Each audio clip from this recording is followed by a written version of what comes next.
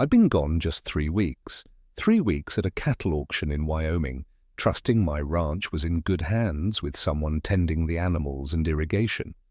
The far south end of my property, quiet in the summer, didn't even cross my mind. But when I rolled back onto my land, tires crunching down the dirt path toward the fence line, my jaw hit the floor. There it was. A full-blown swimming pool clubhouse, complete with a tiki bar, lawn chairs, umbrellas, changing rooms, and a bold "Welcome to Cedar Hills Community Pool" sign slapped right in the middle of my ranch. Music blared, teenagers cannonballed into the sparkling water, and adults flipped burgers under a shaded cabana, an HOA members-only banner flapping smugly above the gate. I slammed on the brakes, my truck skidding to a stop, my blood boiling as I stared in disbelief. They'd built an entire resort on my land. Then, to top it off, some guy in a white polo and sunglasses had the gall to wave me off, shouting, "Hey, this is private property, HOA access only." I nearly saw red. This was my land, deed in my name, and they were treating me like a trespasser. Which city in the United States are you watching from? Drop a comment and share with us if you've had any run-ins with your HOA. We'd love to narrate your story on our channel. How could anyone just waltz in and build a community center on it? But then I saw the sign bolted into the fence. Public use, Cedar Hills Cho Extended Commons. Approved by Board 6 and Nero. Approved by what board? I didn't even live in the Cedar Hills HOA. I never signed up for it. My ranch wasn't part of their neighborhood. But somehow, these people had decided my land was now theirs. And the worst part, I hadn't even gotten to the house yet to see what else they'd done. Now, before I tell you what I discovered at the main barn, you need to understand how we got here. My name is Daniel Morgan. I'm 52 years old, a proud Texan, and I've lived on this land for over 20 years. My late wife, Marlene, and I bought the ranch when we were still in our 30s with dreams of building something real, something that couldn't be taken from us. We raised 2 boys here, Zach and Jeremy, both now grown and moved out. I still run the ranch full-time, raising cattle and a few horses, selling feed locally, and doing side jobs like fencing, welding, or tractor work. It's peaceful, hard work, honest work. Cedar Hills HOA started forming about 5 years ago, just west of my property. A bunch of developers came in, cleared the trees, and threw up cookie-cutter homes on 1-acre lots. Before long, they had a clubhouse, a board, a newsletter, and rules about mailbox height and grass length. At first, we didn't have any issues. The HOA people mostly kept to themselves, and I kept to mine, but slowly they started pushing boundaries. One time I found a group of kids riding dirt bikes across my north pasture. Another time, someone set up a bounce house near my back fence for an HOA birthday party. I'd politely asked the parents to move it, and they acted like I was the one trespassing. Still, I tried to be neighborly. I knew not everyone grew up around property lines or fences or ranching life, so I let small things slide. That was my mistake. A few months ago, a new HOA president was elected, Christine Blakely. She was one of those overly polished clipboardy, toading women with a voice that sounded like sugar and vinegar mixed together. Always wore beige, always had something to complain about. She knocked on my door one day, said the HOA was looking to beautify the extended commons and create more accessible leisure space for community families. I told her politely that my land wasn't part of Cedar Hills, that the HOA had no jurisdiction over my ranch, that the property lines were legally defined. She smiled and handed me a manila envelope, saying, "We'll take that into consideration." I tossed the envelope on the counter and forgot about it. Didn't open it. I had calves to feed and irrigation systems to fix. Weeks later, I left for the Wyoming auction. I checked in with my ranch hand, Jesse, once every few days. He said all was fine. Cows were fed, hay was stacked, nothing seemed out of place. But now, standing at the south field, watching a mother in yoga pants hand out popsicles to kids in a pool on my land, I knew something had gone very wrong. I drove back up the ranch road, my tires kicking up dust. I was shaking with anger. I didn't even want to believe what I was seeing. When I reached my house and walked inside, everything looked normal, quiet, peaceful, until I stepped into the kitchen. Papers were scattered all over the counter. My mailbox had clearly been stuffed and overflowed. The manila envelope Christine gave me was open. Inside was a copy of a land use easement agreement supposedly signed by me, except I had never signed it. It looked like someone had forged my name. There were also HOA board minutes claiming unanimous approval to extend public community property into adjacent unused pasture land. They called my land unused. I stormed out of the house and drove straight to the back barn. That's when I noticed something new. A large wooden structure painted white and blue was built just beyond the edge of my tool shed. It had a huge sign in front, Cedar Hills Pool Clubhouse, grand opening this Saturday. My jaw dropped. It had security lights, fresh concrete, lawny, signs pointing toward parking zones, right where my hay bales used to sit. I turned the handle on the barn door, half expecting to find some of my ranch tools or gear missing, but instead I froze. There were stacks of folding chairs, tiki umbrellas, boxes of chlorine, and even a locked refrigerator labeled HOA use only. My barn, my space, now repurposed like I didn't even exist. As I stepped backward in disbelief, I heard footsteps behind me.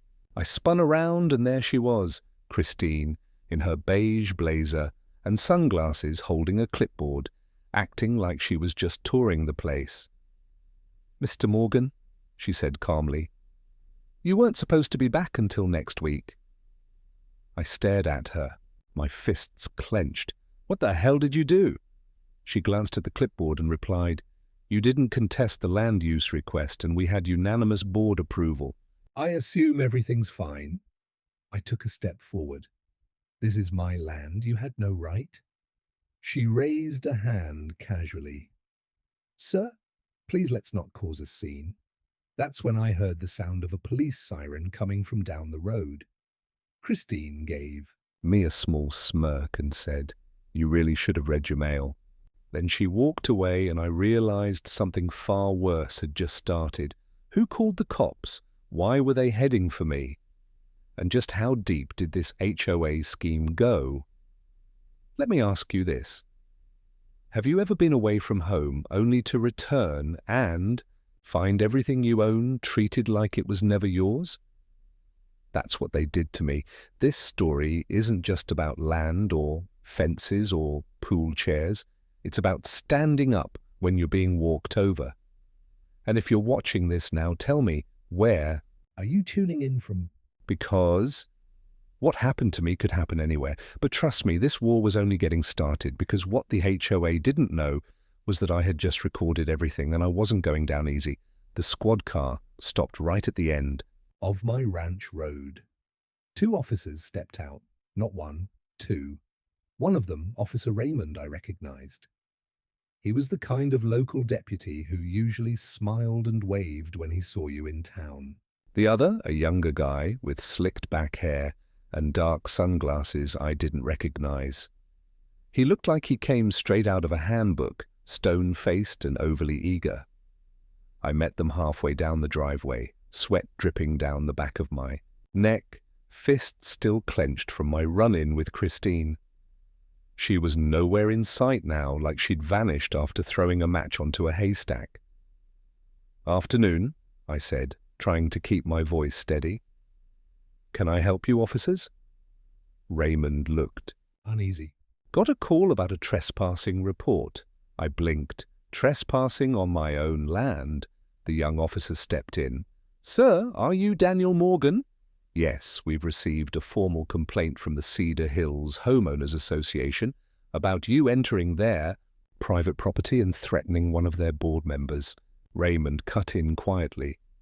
"Christine Blakely." I laughed out loud. It wasn't funny, but what else could I do? You've got to be kidding me. The young officer's hand drifted toward his belt. "Sir, I'm going to ask you to calm down." "Calm down?" I raised my voice. "She built a clubhouse in a pool on my ranch, my private property. I have the title deed inside. I've lived here for 20 years. That land never belonged to Cedar Hills, and it never will." Raymond looked at the younger officer, and to his credit, held up a hand to pause things. "Danny, you're saying you never signed? Anything giving them permission?" "Nothing. Not a single thing. In fact, I think someone forged my signature. I've got paperwork inside." Raymond nodded slowly. "All right, we'll need to take a look." The young officer looked irritated but said nothing. We walked back to my house together and I laid out the documents Christine had left, along with my original deed, which clearly outlined the parcel boundaries. Not 1 inch of it belonged to Cedar Hills. Raymond studied the papers. The more he read, the more his expression changed. "This signature doesn't match the one on your license," he said, glancing at me. "You sure you didn't sign this under pressure or something?" I narrowed my eyes. "I've never even held that document before this week." Raymond turned to the younger officer. "We're going to need to escalate this, probably get a county surveyor involved. Maybe even the DA if there's forgery," the younger guy muttered. "Still got a complaint filed. Protocol says we write it up." Raymond waved him off. "We'll write it up after we confirm who owns the dirt under that pool. Until then, nobody's getting arrested today." He turned back to me. "Danny, you might want to talk to a lawyer fast." They left after taking pictures and notes, and I stood on my porch watching the cruiser roll away, dust trailing behind. I wasn't arrested, but I wasn't safe either. That night, I sat alone in my living room, lights off, just the hum of the fridge and the distant sound of kids still playing in the pool. On my land. I pulled out my phone, found the number of an old friend, Mark Jensen, a property attorney. I'd done welding work for years ago and left him a voicemail. "Mark, it's Danny. I've got a situation on my hands, buddy. Some HOA folks built a pool on my ranch while I was away, and now they're claiming it's public land. Think someone forged my name on a legal doc. I need help fast." The next morning, I drove into town to see him in person. Mark was a tall, heavy-set man with more beard than jawline, always half buried in books and legal briefs. He listened carefully as I explained everything. Then he sat back, ran a hand through his greying hair inside. "Danny, this is bigger than just one bad neighbor. If they've filed anything with the county claiming easement rights, or if the HOA overstepped and bribed someone to record it in the land office, we've got a serious case." He stood up and pulled a manila folder from his cabinet. "Let me do a record. Search and see what they actually submitted. If there's a forgery, I'll find it." That gave me some relief until I got back home, because when I returned that afternoon, the gate to my ranch was gone, not damaged, removed. In its place was a freshly poured concrete path leading from the end of the HOA street right into the pool area. There were cars parked along the roadside. Folding signs read, "Opening week, free swim for HOA members, Cedar Hills Clubhouse." Families strolled down the path with coolers and kids and floaties, like they were going to Disneyland. And worst of all, there were contractors digging at the far end of the pasture, laying pipes, laying electrical lines. I sprinted over, yelling, "Who gave you permission to be here?" One guy looked up, confused. "We're working off a permit issued by Cedar Hills HOA. This land was zoned for community use, sir." I snatched the paper from his hand. At the top was a permit number. It looked official, but something didn't add up because at the bottom, where it listed the owner of land, it didn't say Daniel Morgan. It said owner, Cedar Hills Community Board, District 5 Extension. I couldn't breathe. My land had somehow been reassigned. And in that moment I knew this wasn't just about a pool. This was about stealing my entire ranch. But before I could even process it, I heard a loud pop, then a sizzle. The men digging the trench started yelling. One of them screamed, "Shut it down! Shut it down!" Smoke poured from the ground. Someone had hit an underground power cable that ran from my original barn to the livestock pen. The trench caught fire, and as smoke rose high into the air, the smell of burning plastic and dry grass filled the sky. All I could think was, this was war. And I had just seen the first explosion. The fire spread fast. It licked across the dry grass near the trench, then crawled toward the edge of the clubhouse fence line like a living creature.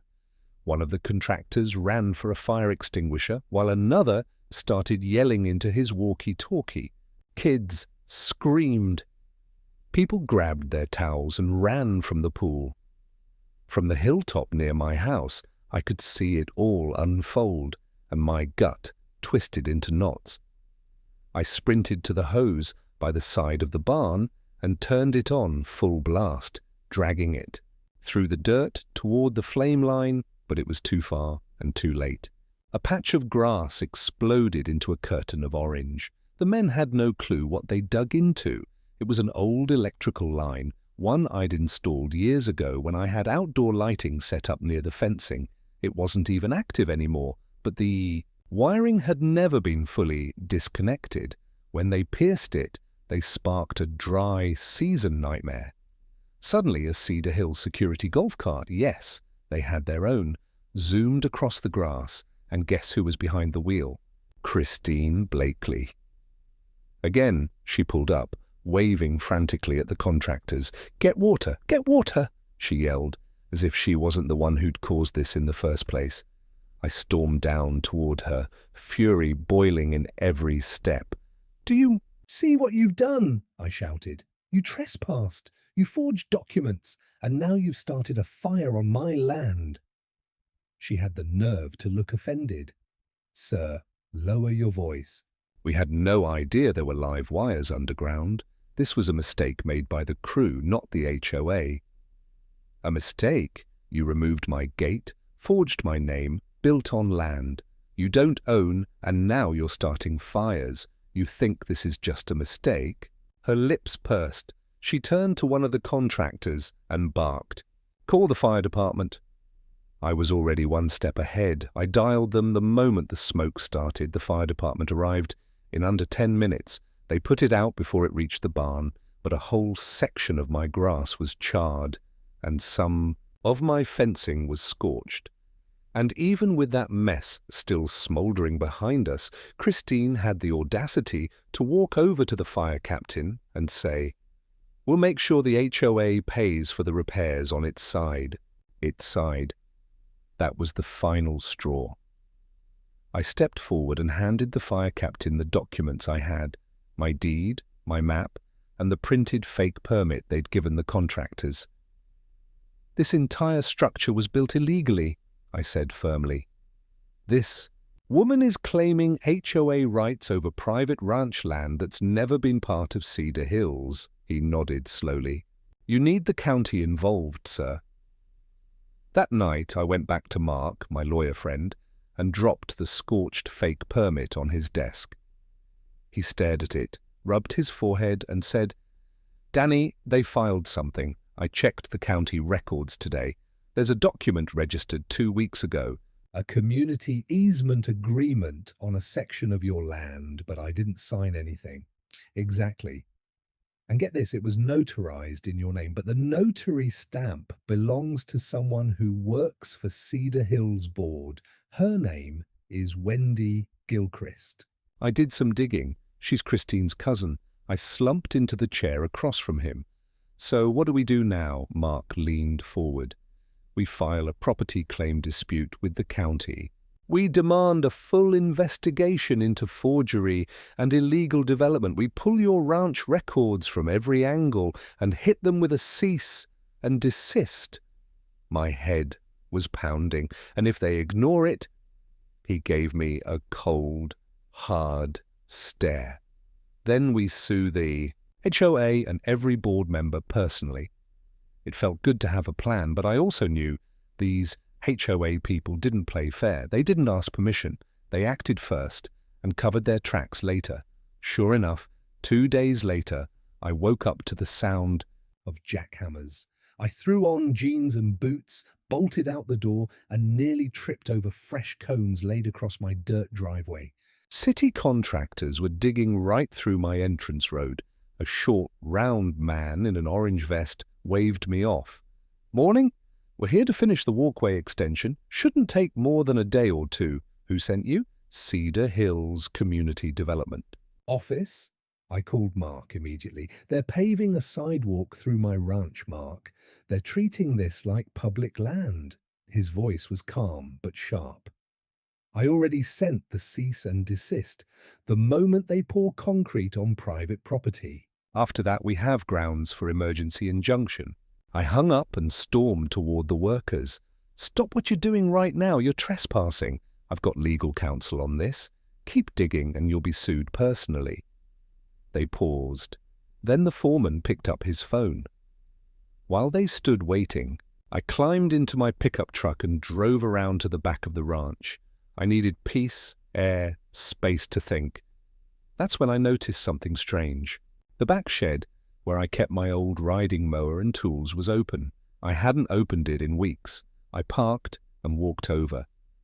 The padlock was snapped off, not cut clean, but smashed. I stepped inside.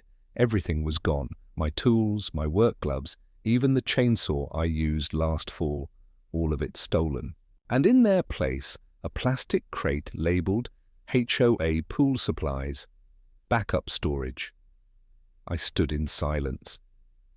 They hadn't just claimed my land, they were now using my property like it was a storage locker. The anger boiled over. I took the crate and hurled it out of the shed, its contents crashing against the dirt, umbrellas, life vests, folded signs, all of it scattered. That night, Mark called with an update. They filed more than one document. He said they submitted a zoning overlay request 3 months ago, claimed they were in talks with the landowner to convert the southern pasture into community use. Space. They weren't, I said, bitterly. I know, but they've layered this thing so well that it looks legitimate unless someone digs deeper, which I'm doing.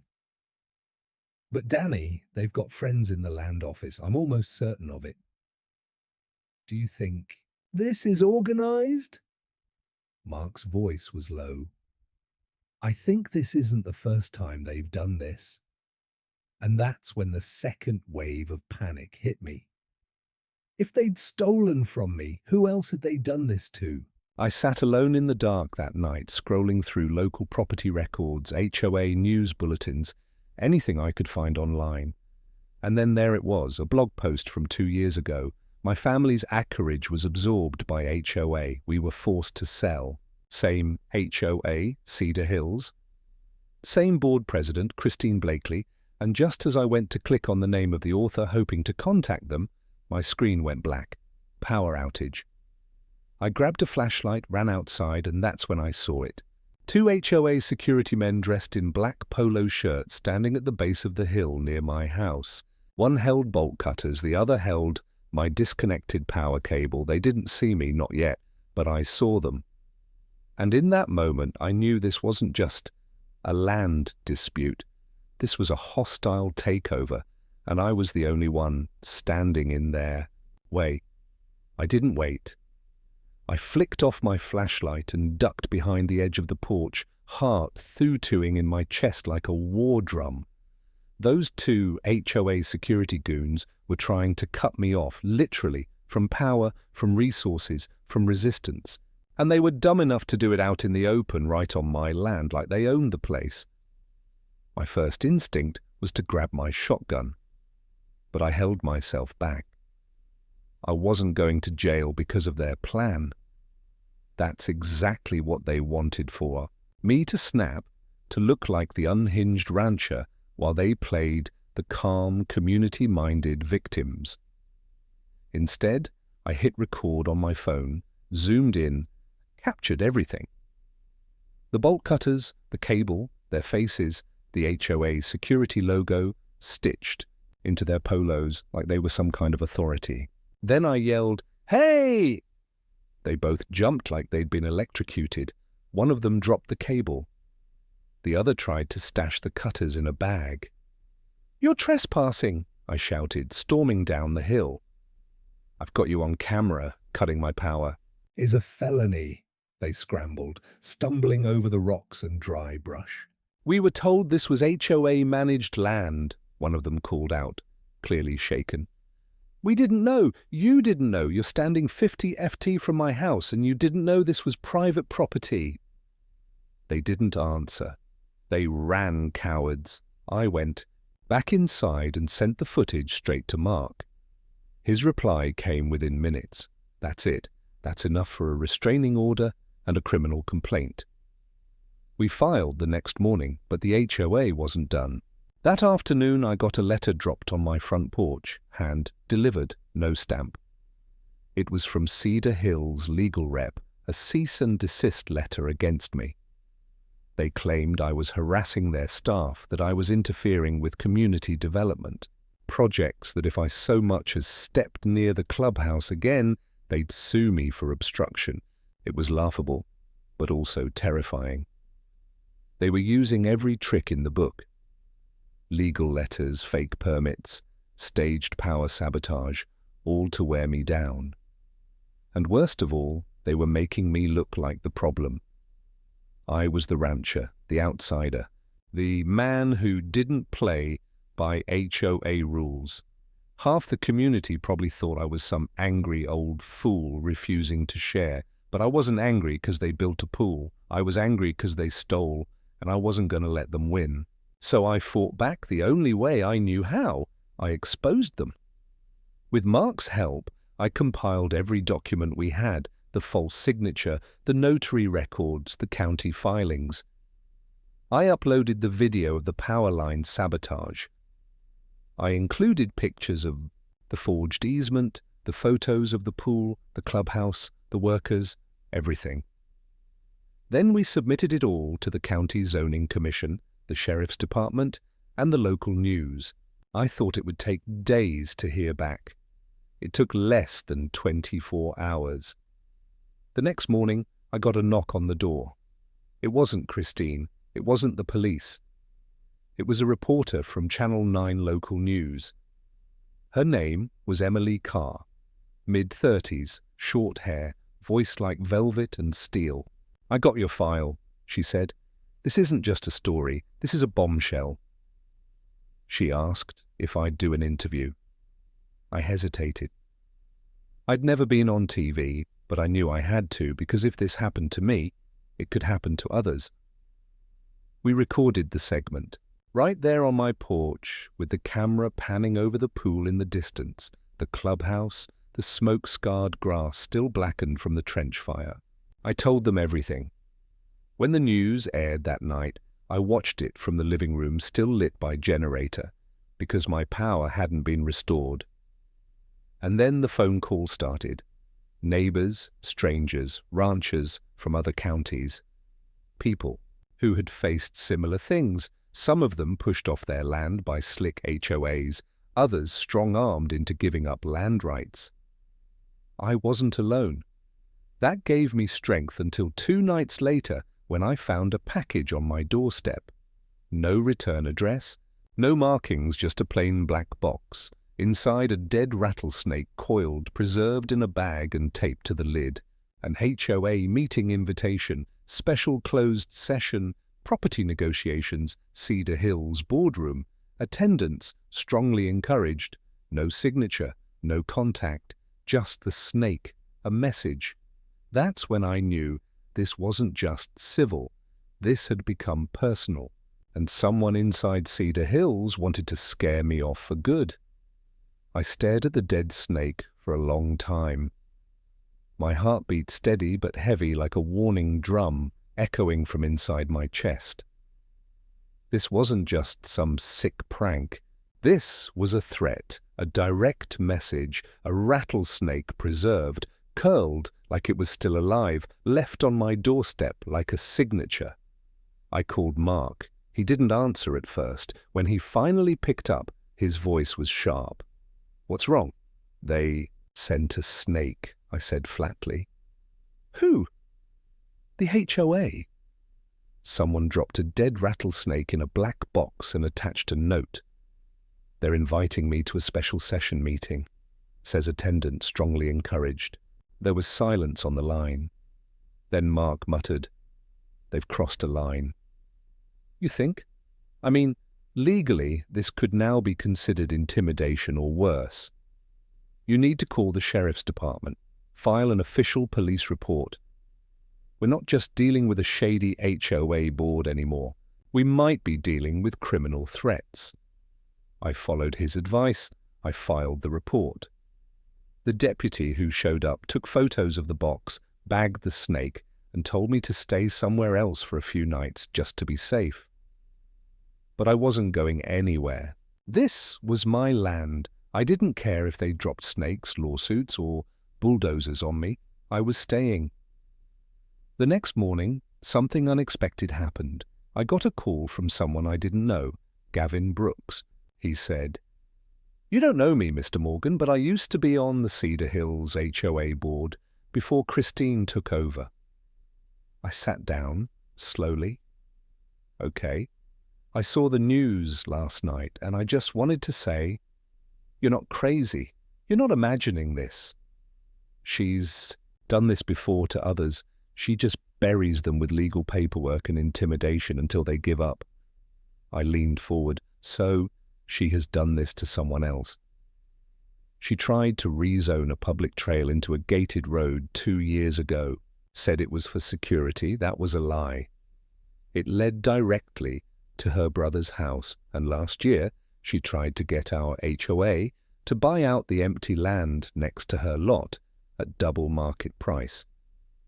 She said it would be used for a community garden, but she was planning to sell it back to a developer." My stomach turned. He kept talking. "She has friends on the zoning committee, the permitting office, even the notary that stamped that document. I've met her. She's not a real notary, or she wasn't back then. Why are you telling me this? Because you're the first person who actually stood up to her." "I didn't, and I regret it every day. He gave me his number, said I could call any time. And that's when something shifted in me. I realized I was no longer alone. There were others, people who were afraid, people who were silenced. But if I could bring their stories together, I could show this wasn't a one-time thing. This was patterned abuse. So I started collecting them. Emails, calls, testimonies. Mark helped me organize it all into a formal complaint to the state attorney general's office. And just as we were wrapping it up, a black SUV pulled into my ranch driveway. 2 men stepped out. Black suits, dark sunglasses, not cops, but clean. Too clean. They didn't introduce themselves. The older one stepped forward and said, "Mr. Morgan, we're here on behalf of the Cedar Hills Development Council. We'd like to offer a financial settlement." I blinked. "Excuse me? We understand there's been a misunderstanding with the community expansion. Our client would like to resolve this without further legal involvement." I folded my arms. "What's the offer?" $750,000, he said, "for the South Pasture and Clubhouse zone. You retain your main residence, North Pastures, and full house rights. In exchange, you agree not to pursue legal action." I laughed cold and bitter. "You want to buy me off? This offer is only good for the next 48 hours. Tell Christine and her goons I wouldn't sell if you offered 10 million. The man adjusted his tie, then we'll see you in court. As they drove away, kicking up dust down my ranch road, I didn't feel fear, I felt something else, rage, cold and focused, because now I understood the full game. They were going to try and bury me in court, drain my money, destroy my name, label me the problem, isolate me until I broke. But they underestimated something important. I wasn't just fighting for me anymore. I was fighting for every rancher who'd been steamrolled by bureaucracy. Every small-town property owner who'd been told they were in the way. Every voice silenced by a committee with a God complex. And just when I thought it couldn't get worse. The next morning, I woke to a knock at my door. It was my ranch hand, Jesse. He looked pale. "Boss, you need to come see this." He led me down to the lower field where my cows were, only they weren't. The gates were open. The fencing had been cut, and every single one of my cattle was gone. Just hoof prints in the dirt, and a small laminated sign zip-tied to the fence. All livestock must be cleared from common use areas immediately per HOA Ordinance 12C. No signature, no warning, just another silent act of war.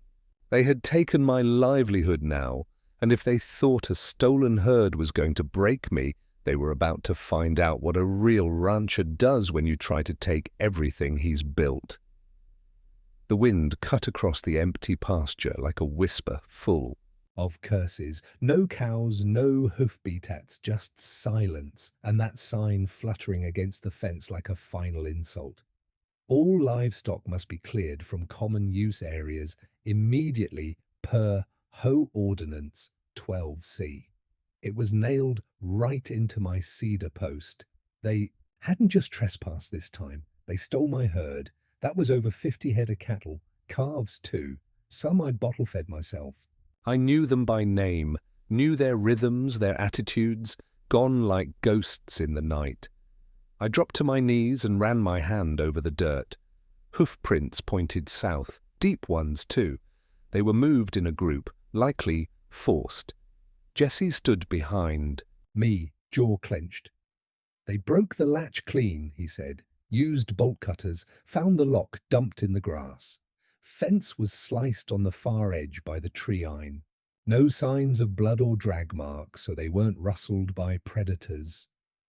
This wasn't nature. This was intentional.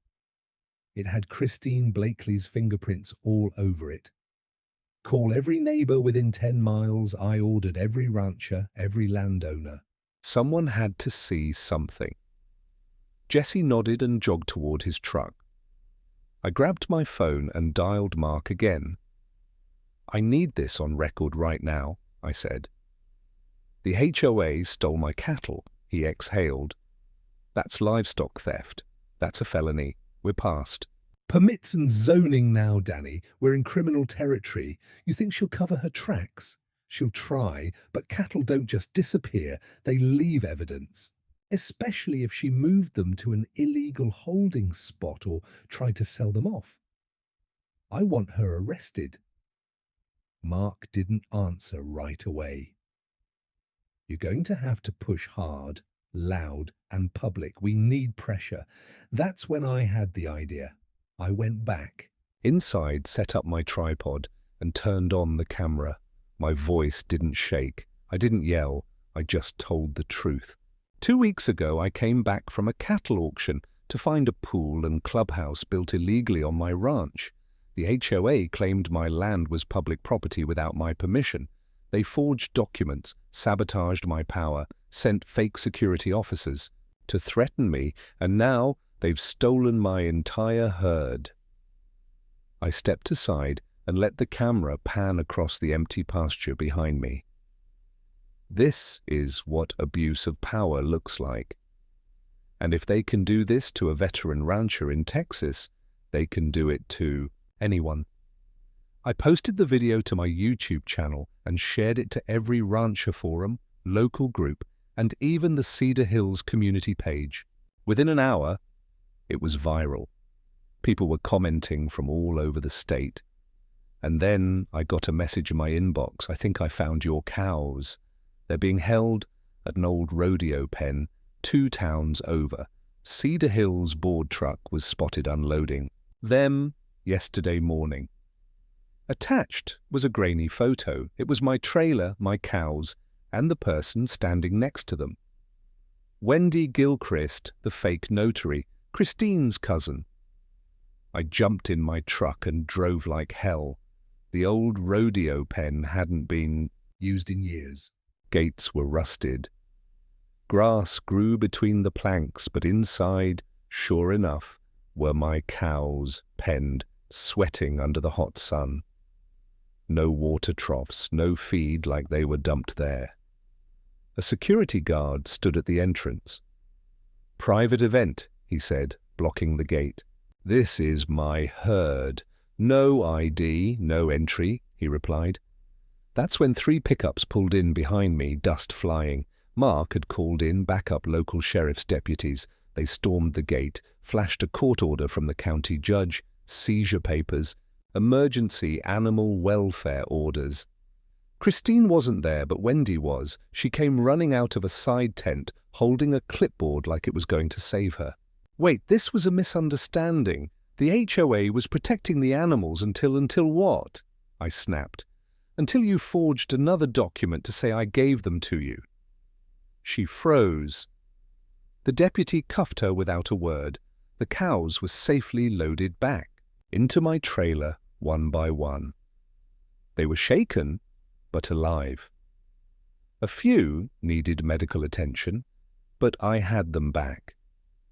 On the way home, Jessie rode with me in the truck bed, tossing hay flakes to the cattle to calm them. And when we crested the final hill to the ranch, we saw them, Christine and 3 HOA board members standing at the entrance of the ranch with a stack of documents. I pulled up and stepped out. "You got some nerve showing up here." Christine didn't flinch. "We're here to negotiate," she said. "We believe this has all gone too far." I stared at her.